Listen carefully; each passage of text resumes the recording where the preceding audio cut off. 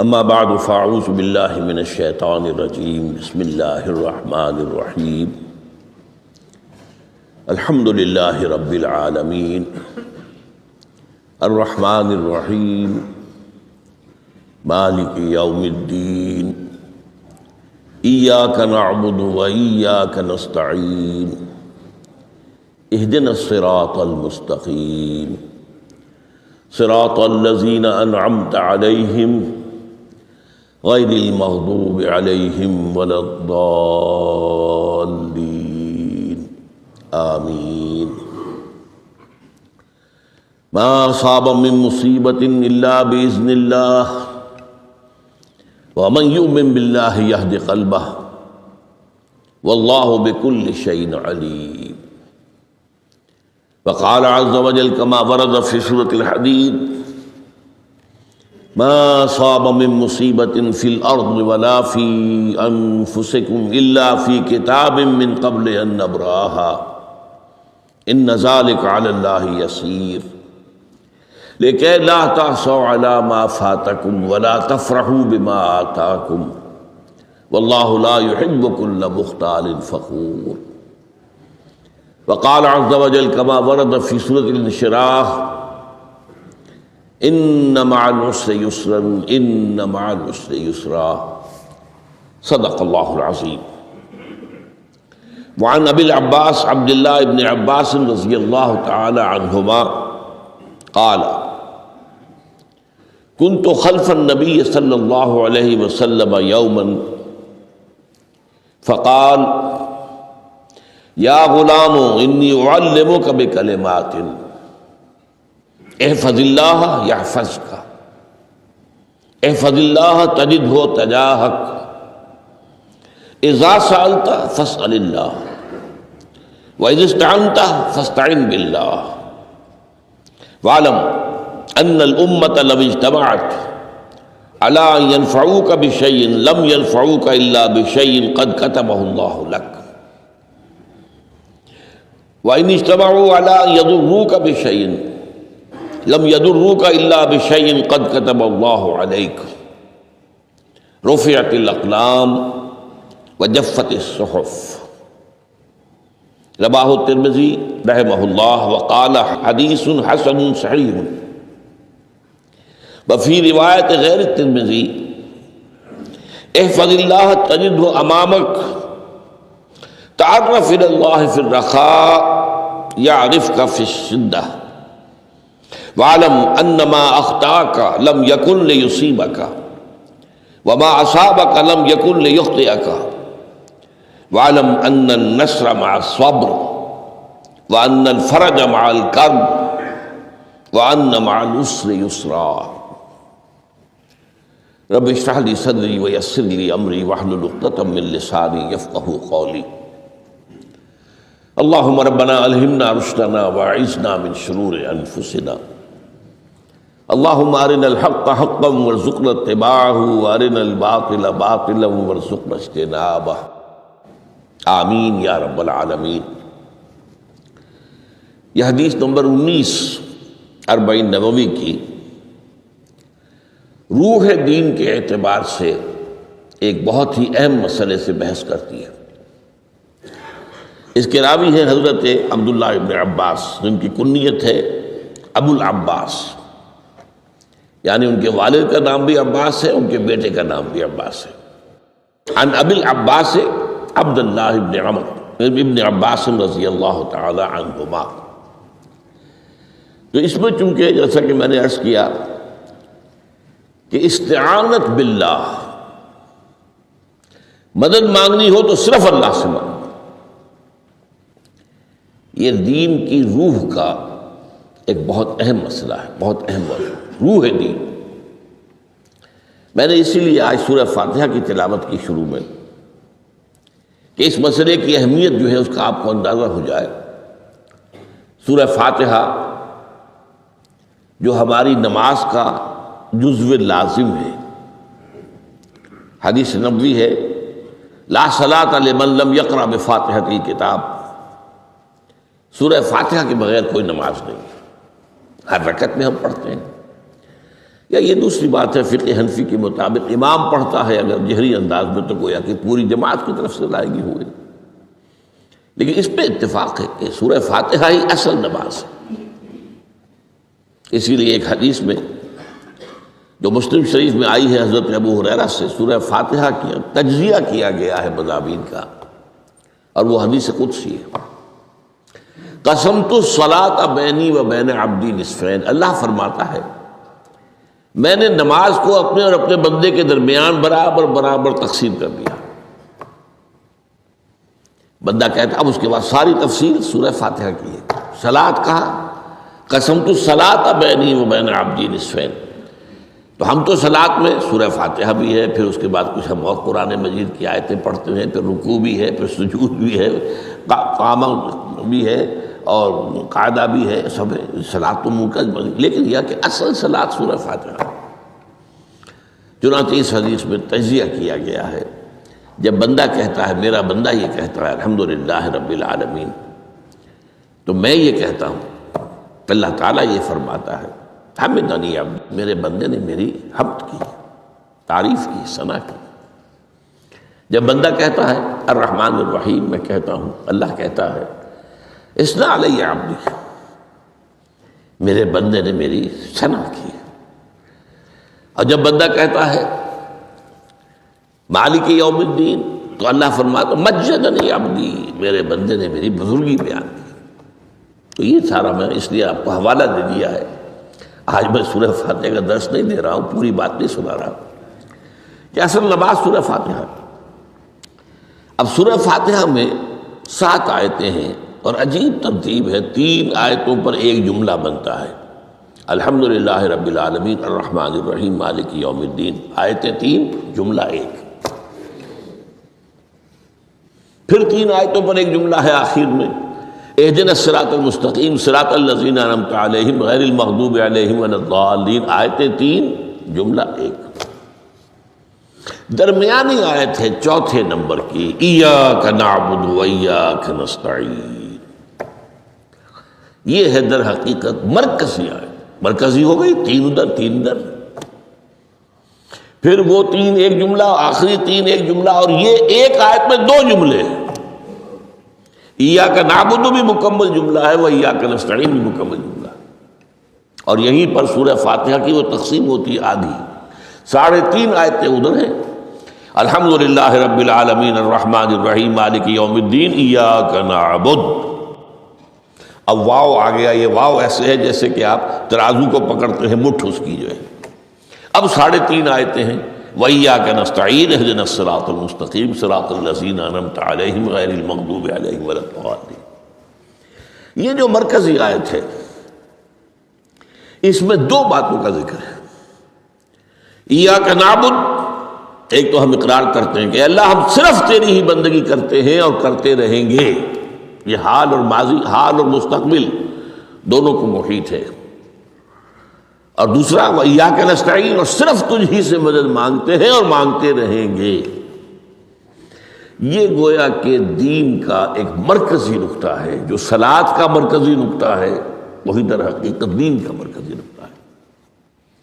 اب ہم اس پر غور کر چکے ہیں، 40 نبوی کی حدیث نمبر 3 جو ہے وہ اس پر ہے، ایاک نعبد۔ اس میں گفتگو ہو چکی ہے تفصیل سے کہ عبادت کا تصور کیا ہے، جس کے لیے انسان کو پیدا کیا گیا، وما خلقت الجن والانس الا لیعبدون، اور تمام رسولوں کی دعوت کا مرکزی نقطہ ان اعبدوا اللہ ما لکم من الہ غیرہ، زندگی آمد برائے بندگی، زندگی بے بندگی شرمندگی۔ اور اس میں جو کنفیوژن ہم نے پیدا کر دیا ہے کہ عبادت کو عبادات کے مترادف قرار دے دیا، نماز روزہ حج اور زکوٰۃ یہ عبادات ہیں، وہ عبادت جس کے لیے ہمیں پیدا کیا گیا ہے وہ یہ چیزیں نہیں ہیں، وہ ہے پوری زندگی میں ہمہ تن ہمہ وقت ہمہ جہت اللہ کی اطاعت۔ ہر وقت نماز تو نہیں پڑھی جاتی، ہر روز روزہ تو نہیں رکھا جاتا۔ یہ جو کہا کہ میں نے صرف تمہیں پیدا ہی اس لیے کیا کہ میری عبادت کرو، تو عبادت سے مراد یہ چیزیں نہیں ہو سکتی، یہ در حقیقت اس عبادت کے لیے سپورٹس ہے۔ جیسے 4 ستون ہیں ان پر چھت ہے، چھت کو سپورٹ دینے کے لیے ستون ہے. ستونوں کی معنویت ہی تب ہے جبکہ چھت ہو، ورنہ کیا کہیں گے کس لیے کھڑے کر دیے 4 ستون؟ پاگل پن ہے کوئی؟ کس لیے؟ What for? جب تک کہ چھت کا تصور نہ ہو.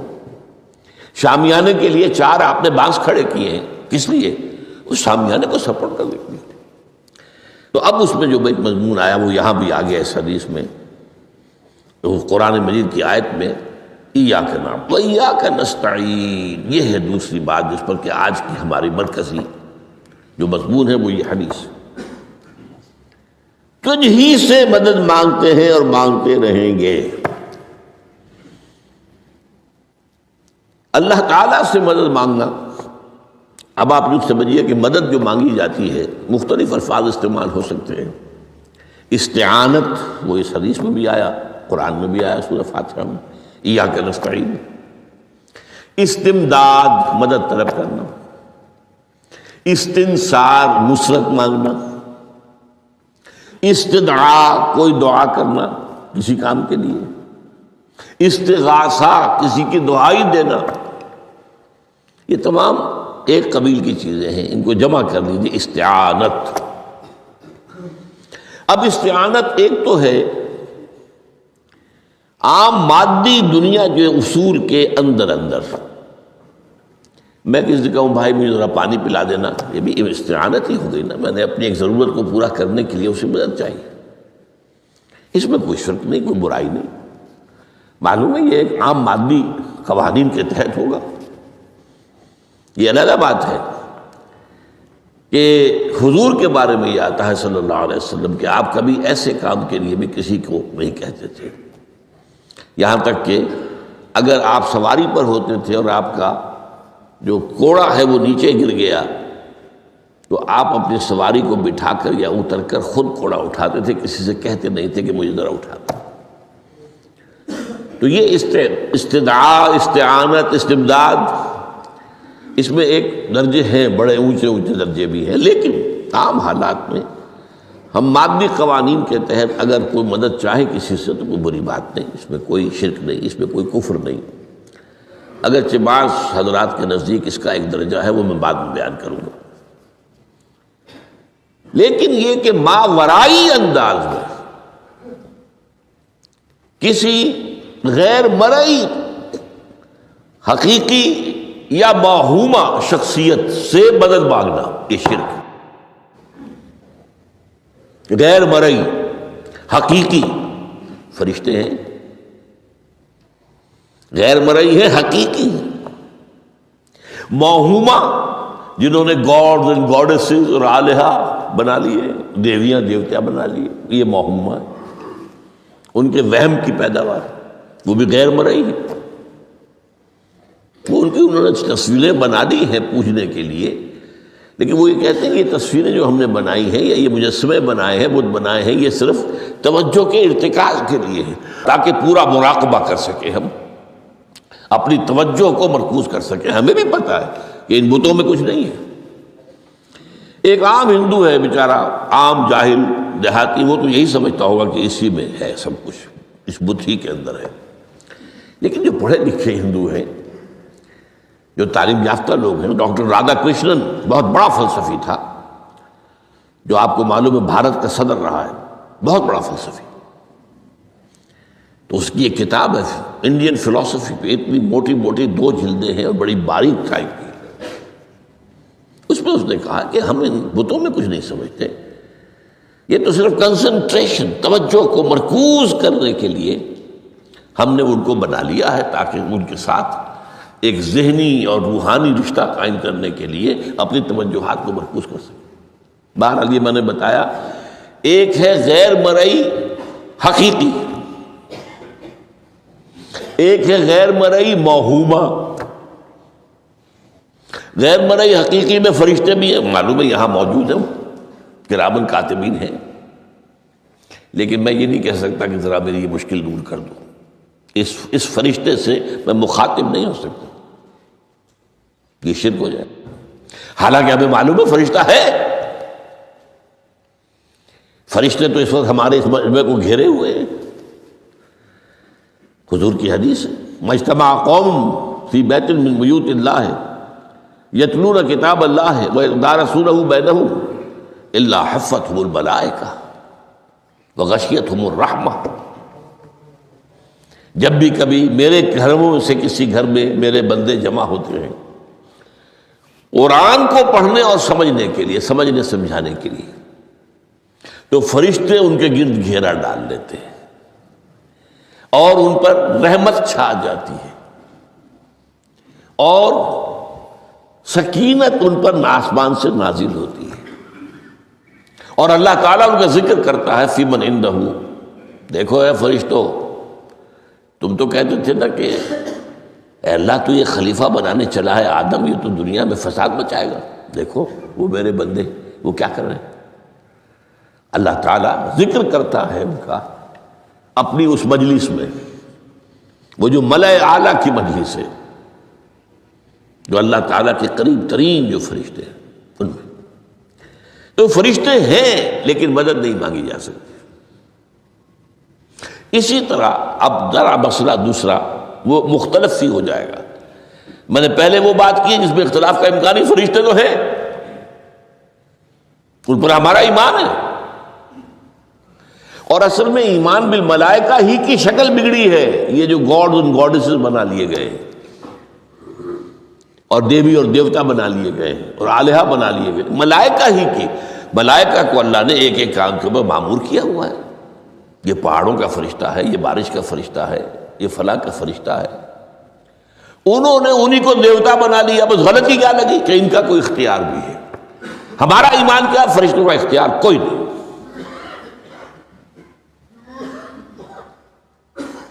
یفعلون ما یؤمرون، جو اللہ حکم دیتا ہے کرتے ہیں، ان کا کوئی اختیار نہیں. بس یہ باریک سا پردہ ہے. یہی ایمان بالملائکہ بن گیا ہے. دیویوں دیوتاؤں کی شکل اختیار کی. عرب کے لوگ خدا کی بیٹیاں کہتے تھے ان کو، یہ فرشتے خدا کی بیٹیاں ہیں. ان کے نام پر لات، یہ مؤنث نام ہے، لات. عزا عزیز کا مؤنث ہے، منات یہ سب مؤنث نام ہے. یہ دیویاں ہیں، یہ اللہ کی بیٹیاں ہیں، فرشتے ہیں اصل. تو میں نے کہا کہ پہلے میں نے بات کی ہے وہ غیر مرئی کہ جو یقینی ہیں، متفق علیہ ہیں، فرشتے ہیں. ایک ہے مختلف فی، وہ یہ ہے کہ اولیاء اللہ کی ارواح بھی، ان کو بھی یہ، اگر یہ قول امام الہند شاہ ولی اللہ دہلوی کا نہ ہوتا تو میں کبھی اس کو تسلیم نہ کرتا. ان کا قول ہے کہ اللہ تعالیٰ اپنے جو بڑے محبوب بندے ہوتے ہیں ان کے انتقال کے بعد ان کی ارواح کو بھی فرشتوں کے جو درجہ اسفل ہے، سب سے نچلے درجے کے جو فرشتے ہیں، ان میں شامل کر دیتے ہیں. اور اللہ کے احکام کی جیسے تنفیذ وہ فرشتے کرتے ہیں وہ بھی کرتے ہیں. اب یہ مختلف فی مسئلہ ہو گیا، سب کے نزدیک نہیں ہے ایسا، لیکن یہ کہ بعض کے نزدیک شاہ ولی اللہ کہہ رہے ہیں تو اس کو تو ہم اٹھا کر ردی کی ٹوکری میں تو نہیں پھینک سکتے بات. لیکن ان کو بھی نہیں پکارا جائے گا. وہ ہے، وہ بھی اللہ کی سول سروس کے اندر بھرتی ہو گئے. سول سروس ہے نا، اس کے کارڈرز ہیں ہمارے ہاں. پٹواری سے آپ چلیں گے تو ریونیو کا محکمہ جو ہے، پٹواری پر گرداور اور گرداور سے گرداور، قانون گو اور اس سے اوپر اور نائب تحصیلدار، یہ چلے گا. تو فرشتوں کے بھی گریڈ ہیں، طبقہ اسفل، طبقہ اعلیٰ. تو اگر اللہ تعالیٰ اپنے نیک بندوں کی ارواح کو بھی اس میں شامل کر دے تو ہمیں کیا اعتراض ہے؟ اور اس کو ماننے سے کوئی شرک لازم نہیں آئے گا. ہاں انہیں پکارو گے تو شرک لازم آ جائے گا. بات سمجھ رہے؟ باریک فرق. فرشتوں کو مانتے ہیں، پکار نہیں سکتے، مدد نہیں مانگ سکتے. اسی طریقے سے ان کو آپ مانتے بھی ہوں اگر کہ وہ ملائکہ کی آخری صف میں ان کو بھی اللہ نے بھرتی کر لیا ہے تو ٹھیک ہے. لیکن یہ کہ آپ اختلاف کریں، اختلاف بھی کر سکتے ہیں کہ اتنی بڑی بات کے لیے کوئی دلیل قرآن مجید سے ہمیں نہیں ملتی. فرض کیجئے کوئی شخص کہتا ہے، لیکن یہ کہ یہ ایک قول ہے، ایک محدث کا ہے لیکن جو بات فرق جو بتا رہا ہوں، ان کو یہ مان لینا کہ فرض کیجئے شیخ عبد القادر جو ہے بغدادی گیلانی رحمۃ اللہ علیہ، ان کی روح اب کہیں آ سکتی ہے، ارواح آ سکتی ہے، جیسے ملائکہ آ سکتے ہیں، آ سکتی ہے، روح محمدی صلی اللہ علیہ وسلم آ سکتی ہے، لیکن ہم اس وقت محمد کو پکاریں گے نہیں، پکارا تو شرک ہو جائے گا، دعوت جب دعا کی تو شرک ہو جائے گا۔ تو یہ ذرا باریک سا فرق ہے جو ہمارے ہاں اس فرق کو نہ سمجھنے کی وجہ سے ہی یا تو انکار کر دیتے ہیں سرے سے، روح آ ہی نہیں سکتی، اور یا یہ کہ پھر ان سے دعائیں اور استدعاء اور استغاثہ، تو یہ دونوں میں جو ہے انتہا ہو جاتی۔ اچھا، دنیا کے قانون کے تحت بھی جو میں نے کہا تھا، میں بتاؤں گا کہ اس کا بھی ایک مرتبہ ہے۔ آپ نے کسی شخص سے ایک کام کے لیے کہا، وہ کام دنیا کے قوانین کے تحت ہے۔ فرض کیجیے آپ کسی سے کہتے ہیں میری فلاں جگہ پر سفارش کر دیجئے، میرا یہ مسئلہ ہے، 100% درست ہے، لیکن یہ کہ فرض کیجئے کہ میرا جو مدعا علیہ ہے یا جو میرا مد مقابل ہے وہ چرب زبان ہے زیادہ، یا وہ اس نے کوئی لمبی چوڑی سفارش جو ہے فراہم کرنی ہے، تو آپ بھی میری بات رکھ دیں وہاں۔ قرآن مجید میں آیا ہے سورہ نساء، من یشفع شفاعۃ الحسنۃ، اچھی شفاعت کرنا، صحیح بات، تو اس کے اندر اللہ تعالیٰ نے اجر و ثواب رکھا ہے۔ اب آپ نے ایک دفعہ کہا، اس نے نہیں کیا، دوسری دفعہ کہا، نہیں کیا، پھر کہا، تو یہ میں ایک بزرگ کا قول آپ کو بتا رہا ہوں کہ یہ شرک ہو جائے گا۔ ایک دفعہ کہا ٹھیک ہے یہ سوال ہے، دوسری دفعہ کہا یہ بھی چلیے معاف، اب تیسری دفعہ، اس کا مطلب یہ کہ آپ نے یہ بات سمجھ لی ہے کہ آپ کا خیر اسی کے ہاتھ میں ہے، اور یہ شرک خفی ہو جائے گا۔ ٹھیک ہے، آپ نے کہا اگر وہ کر دے ٹھیک، کوئی اعتراض نہیں۔ تو یہ باتیں بھی سمجھنے کی ہے، کیونکہ آدمی جو ہے اگر پیچھے پڑ جاتا ہے، کہتا رہتا، مطلب معلوم ہوا کہ اس کے ذہن میں یہ بات بیٹھ گئی ہے کہ تمہارا خیر جو ہے، تمہاری بھلائی اسی کے ہاتھ میں نہیں۔ بہرحال اس تمہید کے بعد اب ہم پڑھ رہے ہیں۔ حضرت ابن عباس فرماتے ہیں رضی اللہ تعالیٰ عنہ، کنت خلف النبی یوما صلی اللہ علیہ وسلم، ایک دن میں حضور کے پیچھے تھا۔ اب پیچھے ہونے سے کیا مراد ہے؟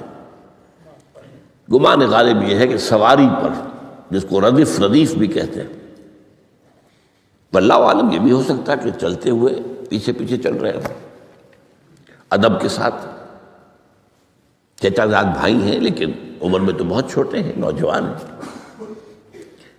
اس کیفیت میں حضور نے اب ان سے خطاب کیا، یا غلام، اے نوجوان، اے لڑکے کہا، اے لڑکے، اعلمک کلمات، میں تمہیں تلقین کرتا ہوں چند کلمات۔ اب یہ ہے حضور کا طریقہ تربیت و تعلیم و تزکیہ۔ وہاں کوئی مدرسے نہیں تھے، وہاں کوئی درس کی محفلیں تو نہیں ہوتی تھی، محفل تو ایک ہی ہوتی تھی ہفتے میں، اور وہ جمعے کا اجتماع ہے، باقی حضور کی صحبت ہے۔ فجر کی نماز کے بعد بھی آپ بیٹھے ہیں، صحابہ بھی بیٹھ گئے، کچھ گفتگو ہو رہی ہے، اسی میں تربیت، اسی میں تعلیم، اسی میں تزکیہ۔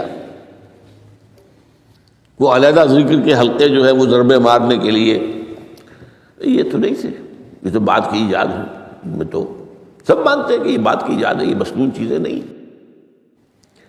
بہرحال حضور نے اے لڑکے یا اے بیٹے، جو بھی آپ اس کا ترجمہ کریں، میں تمہیں چند باتیں سکھاتا ہوں۔ مطلب کیا ہے؟ وَعَلِّمُكَ كَلِمَاتٍ، توجہ سے سنو، غور سے سنو، حفظ جان بنا لو۔ احفظ اللہ یحفظک، پہلا کلمہ، اللہ کی حفاظت کرو وہ تمہاری حفاظت کرے گا۔ اب اس سے مراد کیا ہے؟ عام طور پر سمجھا گیا ہے کہ اللہ کے احکام کی حفاظت کرو، کوئی حکم ٹوٹنے نہ پائے، وہ تمہاری حفاظت کرے گا۔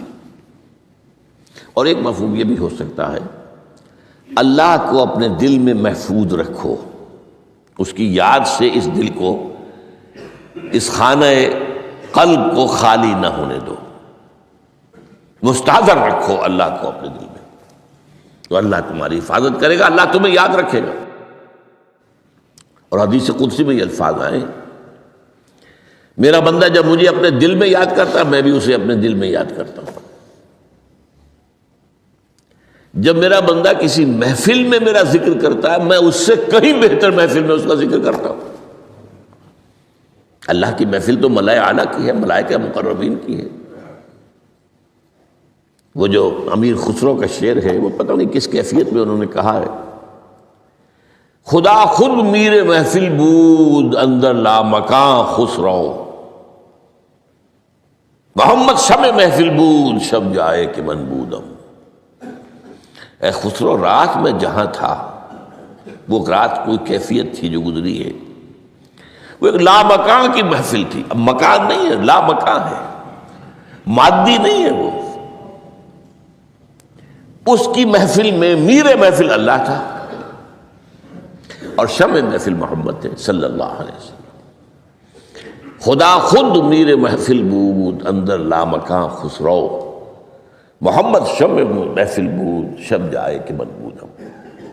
بہرحال اللہ کو تم اپنے دل میں مستحضر رکھو، اللہ تعالیٰ تمہیں بھی یاد رکھے گا۔ دوبارہ فرمایا احفظ اللہ تجدہ امامک تجاہک، اللہ کو یاد رکھو تو اپنے سامنے موجود پاؤ گے، جب چاہو دعا کرو۔ وہ جو بات کہا ہے کہ دل میں ہے، جب چاہو مخاطب ہو جاؤ۔ دل کے آئینے میں ہے تصویر یاد، جب ذرا گردن جھکائی دیکھ لی، کہیں دور تو نہیں ہے۔ نحن اقرب الیہ من حبل الورید، تمہارے دل میں اللہ ہے تو کہاں جا رہا ہے اس کو ڈھونڈنے کے لیے؟ اپنے دل میں۔ وہ جو بے دل نے کہا ہے ستم است گر ہوست کشد کہ بے سیر سر و سمندرا، تجھے غنچہ کم نہ دمیدہ در دل کشا بچمندرا۔ بڑے ستم کی بات ہے کہ تمہارا دل کہتا ہے چلو ذرا باغیچے میں چلو، پھولوں کی سیر کرو، یہ گلاب کا پھول ہے، یہ موتیا ہے، یہ سیر۔ ستم است، بڑے ستم کی بات ہے۔ کیوں یہ ستم کیا ہو گیا اس میں؟ ستم است گر ہوست کشد، تمہاری خواہش تمہیں کھینچتی ہے، یہ بے سیر سر و سمندرا، سر و سمن ذرا ان کی سیر کرنے کے لیے آؤ۔ تجھے غنچہ کم نظر، تو خود ایک غنچہ ہے، تو خود ایک پھول ہے، اللہ کا بنایا ہوا اشرف المخلوقات۔ وہ اشرف المخلوقات سے بڑا کوئی پھول ہو سکتا ہے؟ تجھے غنچہ کم نہ دمیدہ در دل کشا، اپنے دل کا دروازہ کھولو، بچمن درا، اس کے اندر جو چمن آباد ہے وہ کیا ہے؟ روح ہے۔ دل مسکن ہے قلب، قلب مسکن ہے روح کا۔ تو احفظ اللہ تجدہ امامک یا تجاہک، اپنے سامنے موجود پاؤ گے۔ اذا سالت فاسأل اللہ، اب آ گیا وہ مرکزی مضمون۔ دیکھو جب مانگو اللہ سے مانگو، غیر اللہ کے سامنے ہاتھ دراز کرو ہی مت۔ ایک حدیث میں آتا، یعنی حرام نہیں ہے، دنیاوی قواعد اصول قوانین کے تحت کسی سے مدد چاہنا، کوئی سوال کرنا حرام نہیں ہے۔ وہ تو میں نے کہا کہ اس پر اصرار آپ کریں گے تو اس میں بو پیدا ہو جائے گی، بدبو پیدا ہو جائے گی شرک کی، لیکن آپ سوال کریں، مدد لیں، اسی پر دنیا قائم ہے، ایک دوسرے کے ساتھ تعاون کے ساتھ۔ لیکن اونچا مقام کیا ہے؟ کسی سے سوال مت کرو سوائے اللہ کے، یہاں تک کہ جوتے باندھنے کا تسمہ تمہیں درکار ہے تو بھی کسی سے مت مانگو، اللہ سے مانگو۔ کیا پتہ اللہ کس کے دل میں ڈال دے اور وہ آ کے تمہیں تسمہ پیش کر دے۔ ہوتا ہے ایسا، بسا اوقات ہوتا۔ جو اللہ کے ساتھ لو لگا کر رکھنے والے ہیں ان کے تو ایسے واقعات ہوتے ہیں کہ دل میں ایک بات آئی اور اس کے بعد وہی بات جو ہے وہ کوئی شخص آ گیا اور اس نے وہ بات پوری کر دی۔ کیونکہ لوگوں کے دل جو ہے وہ تو اللہ کے دو انگلیوں کے مابین جسے چاہتا پھیر دیتا ہے۔ کیا پتہ اللہ کسی فرشتے کو انسانی شکل میں بھیج دے. آتا ہے فرشتہ، آتا ہے انسانی شکل میں آتا ہے، آپ کی تکلیف کو رفع کر دے، آپ کی ضرورت کو پورا کر دے. اسی سے مانگو، کسی اور سے مت مانگو. یہ ہے توحید کا لب لباب. یوں سمجھیے اسلام کی جڑ کیا ہے؟ ایمان. اسلام کا جو خارجی نظام عمل ہے، انفرادی اعمال ہو اجتماعی ہو، ان سب کی روح رواں کیا ہے؟ ایمان. ٹھیک، ایک بات ہو گئی. ایمان کا خلاصہ لب لباب کیا ہے؟ ایمان باللہ. جیسے ایمان بالآخرہ بھی ہے، ایمان بالملائکہ ہے، ایمان بالانبیاء ہے، ایمان بالرسل ہے، ایمان بالکتب ہے، ایمان بالقدر ہے، لیکن اصل ایمان. اسی لیے ایمان مجمل میں آپ کو معلوم ہے کسی اور چیز کا ذکر نہیں. آمنت باللہ کما ہوا باسمائہ وصفاتہ وقبلت جمیع احکامہ اقرار باللسان وتصدیق بالقلب. یہ ایمان مجمل ہے. اجمالی طور پر ایمان اس کا نام ہے. ہاں مفصل تفصیلی طور پر آمنت باللہ وملائکتہ وکتبہ ورسلہ والیوم الآخر والقدر خیرہ وشرہ من اللہ تعالی والبعث بعد الموت. تو اسلام کی جڑ ایمان، اور اسلام کا سارا جو نظام عمل ہے، چاہے انفرادی اعمال ہو چاہے اجتماعی، ان سب کی روح رواں ایمان. اور ایمان کا خلاصہ ایمان باللہ. اور ایمان باللہ کا اصل حاصل وہ ہے جو اس حدیث میں آ رہا. اس کے دو ہیں تقاضے: عبادت صرف اسی کی، استعانت صرف اسی سے. اس لیے میں نے سورہ فاتحہ کا تذکرہ شروع میں کیا. یہ عبادت کا جوہر ہے، عبادت کا جو ہے یہ ایمان کا حاصل. عبادت صرف اس کی ہے اور استعانت صرف اس سے. استعانت ہی میں سوال بھی آ گیا، یہ بھی مدد ہے. آپ کسی سے کچھ مدد مالی چاہ رہے ہیں یا کوئی اور مدد چاہتے ہیں، کسی کام میں مدد چاہتے ہیں، جیسے میں نے کہا تھا کہیں سفارش کرانا چاہتے ہیں، یہ بھی مدد ہے. وَإِذَا اسْتَعَنْتَ فَاسْتَعِنْ بِاللَّهِ. اور جب مدد مانگو صرف اللہ سے مانگو. اور وہ سارے الفاظ یاد کر لیجیے: استدعاء، استعانت، استغاثہ. یہ جو غوث اعظم سے استغاثہ کیا جاتا ہے یہ تو شرک ہے. استغاثہ اللہ سے، دعائی اللہ کی. اس اعتبار سے استمداد، استعانت، استدعاء، استغاثہ، یہ سب اللہ سے، صرف اللہ سے. عبادت صرف اللہ کی، ایاک نعبد، اور استعانت صرف اللہ سے. اذا سألت فاسأل اللہ واذا استعنت فاستعن باللہ واعلم. اب یہ جو آخری ٹکڑا آ رہا ہے، حدیث نمبر 4 تھی وہ عبداللہ ابن مسعود رضی اللہ تعالیٰ عنہ، اس میں بھی مضمون جو آیا وہ یہاں پر دوبارہ آ رہا ہے. واعلم، اور اے میرے بیٹے، میرے بچے، اے عزیز،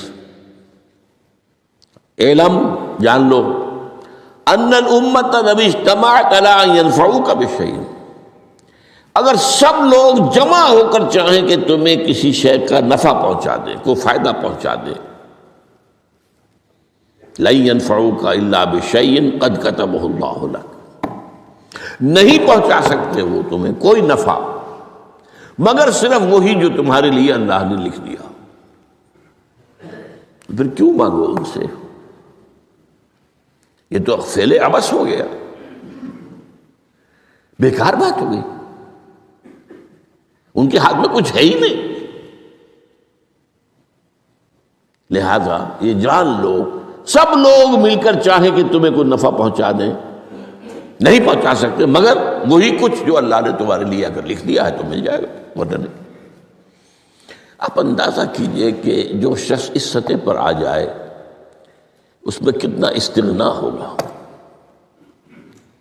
کسی کے سامنے پیشانی رگڑے گا اپنی، کسی کے سامنے ہاتھ پھیلائے گا، کسی کے سامنے اپنی عزت نفس کو ہتھیلی پر رکھ کر پیش کرے گا. تم نے سوال کیا تو عزت نفس تو تم نے اس کے سامنے پیش کر دی. اب وہ چاہے تو کچھ اس کا لحاظ کر لے، چاہے تو ٹھوکر مار دے تمہاری عزت نفس. یہ وہ مقام ہے جب مانگو صرف اللہ سے، جب مدد طلب کرو صرف اللہ سے. اور جان لو اگر تمام لوگ جمع ہو کر تمہیں کوئی فائدہ پہنچانا چاہے نہیں پہنچا سکتے. الا بشیء قد کتب اللہ لک وان اجتمعوا علی ان یضروک بشیء لم یضروک الا بشیء قد کتب اللہ علیک. اور اگر سب مل کر چاہے تمہیں کوئی نقصان پہنچا دے نہیں پہنچا سکتے مگر وہی کچھ جو اللہ نے تمہارے لیے لکھ دیا.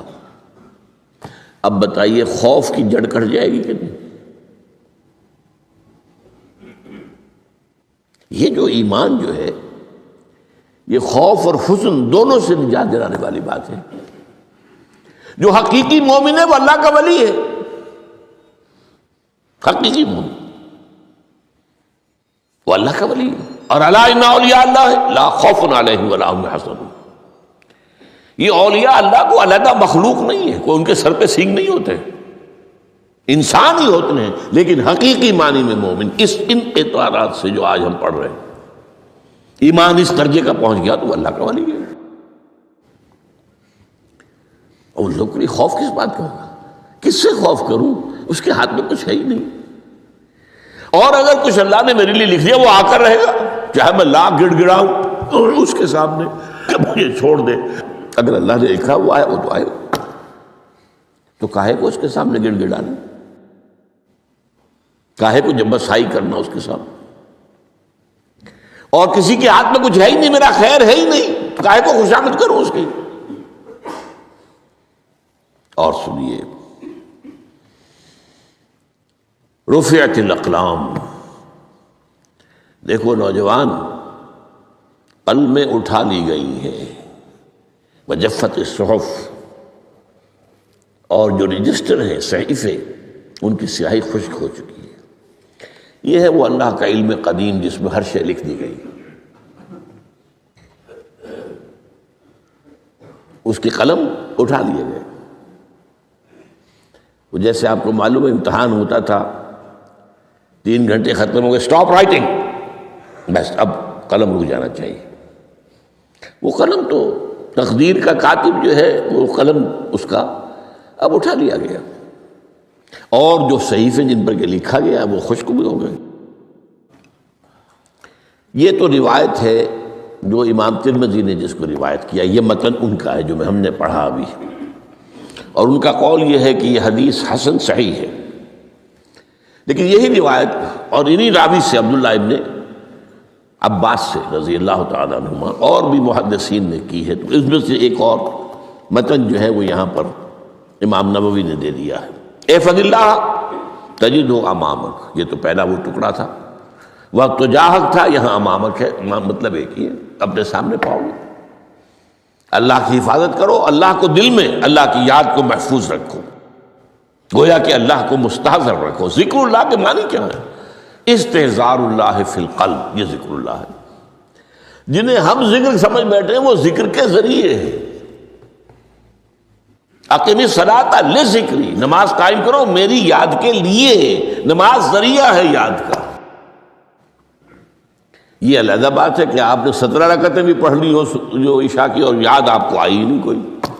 آپ تو ایک میکینیکل انداز میں جو ہے وہ اٹھک بیٹھک کر رہے ہیں اور آپ کی زبان سے کچھ نکل رہا ہے، تو اس کا آپ کے شعور سے، دل کی گہرائی سے کوئی رابطہ ہے ہی نہیں. وہ ذکر تو نہیں ہوا. ہاں نماز فرض تھی وہ ادا ہو گئی، آپ کی فرض ادا ہو گئی. تو جنہیں ہم نے ذرائع، جنہیں ذکر سمجھا وہ ذرائع ذکر ہے. اللہ اللہ سبحان اللہ سبحان اللہ زبان سے، یہ تاکہ اس کے نتیجے میں وہ ذکر حاصل ہو جائے. استحضار اللہ فی القلب، ذکر کے معنی ہے استحضار اللہ فی القلب. تعرف الی اللہ فی الرخاء، اور دیکھو کشادگی کے وقت میں تم اللہ کو یاد رکھو، اللہ کی طرف رجوع کیے رہو، بھول نہ جاؤ. وہ نہ ہو جو کبھی کہا تھا، بہادر شاہ ظفر کے اشعار میں سے بہت زور کا شعر ہے. ظفر آدمی اس کو نہ جانیے چاہے کتنا ہی ہو فہم و ذکا، جسے عیش میں یاد خدا نہ رہی، جسے تیش میں خوف خدا نہ رہا۔ وہ ہے کشادگی کی حالت میں، جب کہ تمہارے لیے کشادگی ہے، اللہ کی طرف رجوع کیے رکھو۔ یعرف کا فی الشدہ، تو اللہ اپنی توجہ تم پر رکھے گا شدت کے وقت میں، جب تمہیں کوئی تکلیف ہے، اس تکلیف کو تم پر آسان کر دے گا۔ تکلیف تو آنی ہے، لکھی ہوئی ہے، وہ تو آئے گی،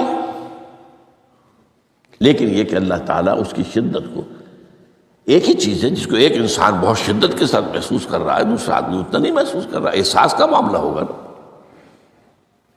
وہ تو اصل میں اگر انسان کی نروز کٹی ہوئی ہے تو احساس ہوگا ہی نہیں، سرے سے ہی نہیں ہوگا۔ تو اس اعتبار سے اللہ تعالیٰ تمہارے لیے وہ شدت کی کمی کر دے گا۔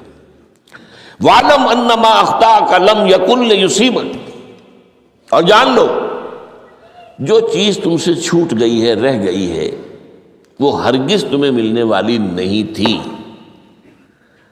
اب آپ نے کسی ملازمت کے لیے درخواست نہیں ہے، درخواستیں مانگی گئی ہیں، اپنی سی محنت کر لی، نہیں ملی ملازمت، اب آپ بیٹھے ہوئے افسوس میں، رنج میں، غم میں، فلاں نے یہ کر دیا، فلاں نے یہ کر دیا، وہ فلاں جو ہے بڑی تکڑی سفارش لے آیا تھا، فلاں نے رشوت دے دی۔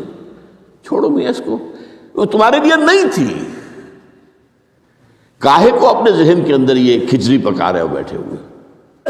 خواہ آپ شاید سوء ظن میں بھی مبتلا ہو رہے ہو، کسی نے نہ رشوت دی اور آپ سمجھتے ہو کہ رشوت دی ہے اس نے۔ یہ ساری چیزیں جو ساری سیئات، ان کی جڑ کٹ جائے گی۔ وَعْلَمْ أَنَّمَا أَخْطَأَكَ لَمْ يَكُنْ لِيُصِيبَكَ وَمَا أَصَابَكَ، اور جو چیز تم پر آ گئی، لَمْ يَكُنْ لِيُخْطِئَكَ، ہو ہی نہیں سکتا تھا کہ وہ تم پر نہ آتی۔ یہ کر لیتا تو ہو جاتا، شاید یہ کر لیتا، میں نے ٹیکا پہلے لگوا لیا ہوتا تو یہ بات نہ ہوتی۔ بھائی وہ جو ہونا تھا وہ ہونا تھا۔ اب یہ وہ چیز ہے جس سے انسان میں کیفیت پیدا ہوتی تسلیم و رضا۔ ہم بھی تسلیم کی خو ڈالیں گے، بے نیازی تیری عادت ہی صحیح، اے اللہ جو تو نے چاہا مجھے قبول ہے۔ اسی لیے میں نے آپ کو آیتیں سنائیں سورہ تغابن کی، ما اصاب من مصیبت الا باذن اللہ، کوئی مصیبت نہیں آتی مگر اللہ کے اذن سے۔ ومن یؤمن باللہ یہد قلبہ، جو اللہ پر ایمان رکھتا ہو اللہ اس کے دل کو ہدایت دے دیتا ہے۔ ہدایت کس بات کی؟ تسلیم و رضا۔ ستمست گر حوست کا شد کہ میں سر سلو سمندرا، نہیں یہ دوسرا شعر میں پڑھنا چاہتا تھا۔ سر دوستان سلامت کہ تو خنجر آزمائی، نہ شبد نصیب دشمن کے شبد ہلا کے تیغت۔ اے اللہ تیری طرف سے ہے، مجھے قبول ہے، اور بظاہر مجھے تکلیف ہو رہی ہے لیکن یقیناً اس میں میرا کوئی خیر ہے۔ یدک الخیر، تیرے ہاتھ میں تو خیر ہی خیر ہے، جو بھی تیری طرف سے آئے۔ سر تسلیم خم ہے جو مزاج یار میں، اور یہ مضمون جو ہے زیادہ بڑے پیمانے پر سورہ حدید میں آیا ہے۔ ما اصاب من مصیبت فی الارض ولا فی انفسکم الا فی کتاب من قبل ان نبرأہا، کوئی مصیبت نہیں آتی نہ تمہاری جانوں میں نہ زمین میں، زمین میں زلزلہ آ جانا، سیلاب آ جانا، کچھ اور زمین کا دھنس جانا، یا یہ ہے کہ تمہاری جانوں میں کوئی بخار ہو گیا، کوئی اور تکلیف ہو گئی، اچانک معلوم ہوا کہ صاحب جو کینسر ہے، اور کینسر بھی اب 3rd سٹیج کو پہنچ چکا ہے، لیکن جو بھی آیا ہے وہ اللہ کے علم قدیم کی کتاب میں پہلے سے لکھا ہوا ہے۔ فی کتاب من قبل ان نبرأہا، یہ ایک کتاب میں درج ہے اس سے پہلے کہ ہم اسے ظاہر کریں۔ اس کا نتیجہ کیا نکلنا چاہیے؟ لیکن لا تاسوا علی ما فاتکم ولا تفرحوا بما آتاکم، افسوس نہ کیا کرو جو تم سے جاتا رہے، چھوٹ جائے، کوئی عزیز فوت ہو گیا، کوئی موقع ہاتھ سے نکل گیا، ارے بھائی میں چوک گیا، بڑا موقع تھا، اب اس پر افسوس کر رہے ہیں۔ نہیں، جو چیز لیکن لا تاسوا علی ما فاتک ولا تفرحوا بما آتاک، جو اللہ تمہیں دے دے اس پر اتراؤ مت۔ وما اصابک لم یکن لیخطئک واعلم ان النصر مع الصبر، اور جان لو اللہ کی مدد صبر کے ساتھ آتی ہے، جو آئے اس کی طرف سے جھیلو، زبان پر کلمہ شکوہ اور شکایت نہ آئے، اللہ سے شکایت نہ آئے، تسلیم و رضا، جو تیری رضا ہے۔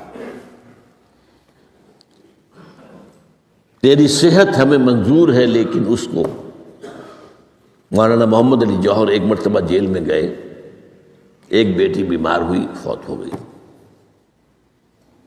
اس کے بعد دوسری مرتبہ پھر جیل میں گئے، دوسری بیٹی کو وہی بیماری ہوئی، جیل میں اطلاع ملی کہ بیٹی کو یہ بیماری ہو گئی ہے، تو خط لکھا ہے اشعار کی شکل میں، اس کا آخری شعر یہ ہے، تیری صحت ہمیں منظور ہے لیکن اس کو نہیں منظور تو پھر ہم کو بھی منظور نہیں۔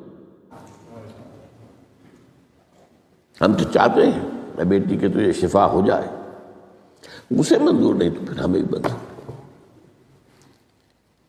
وَاعْلَمْ أَنَّ النَّصْرَ مَعَ الصَّبْرِ وَأَنَّ الْفَرَجَ مَعَ الْكَرْبِ، فرج، فراخی، کھل جانا کسی چیز کا، یہ ہے کرب کے ساتھ، تکلیف کے ساتھ، تکلیف ہوتی ہے ساتھ۔ اللہ نے قانون بنایا ہے دنیا کا۔ اب آپ اندازہ کیجئے بچے کی ولادت میں ماں کو کتنی تکلیف اٹھانی پڑتی ہے۔ آج کل تو فیشن ہو گیا ہے، سیدھے سیدھے جاؤ آپریشن کراؤ، تکلیف سے بچ جاؤ، لیکن یہ ہے کہ یہ بھی آپ کے علم میں ہوگا، وہ ساری تکلیف جیسے ہی بچے کو لا کر ماں کے برابر لٹایا ہے، ساری تکلیف ختم، پھر جو راحت اس سے میسر آتی ہے۔ ان الفرج مع الکرب وان مع العسر یسرا، اسی لیے میں نے وہ آیتیں بھی پڑھی تھی، ان مع العسر یسرا ان مع العسر یسرا۔ اس دنیا میں یہ اللہ نے نظام بنایا ہے، سختیاں جھیلنی ہی ہوں گی۔ لقد خلقنا الانسان فی کبد، ہم نے انسان کو پیدا کیا مشقت کے اندر، مشقت تو کرنی پڑے گی، کسی کی جسمانی مشقت زیادہ، کسی کی ذہنی مشقت زیادہ، مشقت سے چارہ کسی کو نہیں۔ تو یہ ہے ان مع العسر یسرا ان مع العسر یسرا۔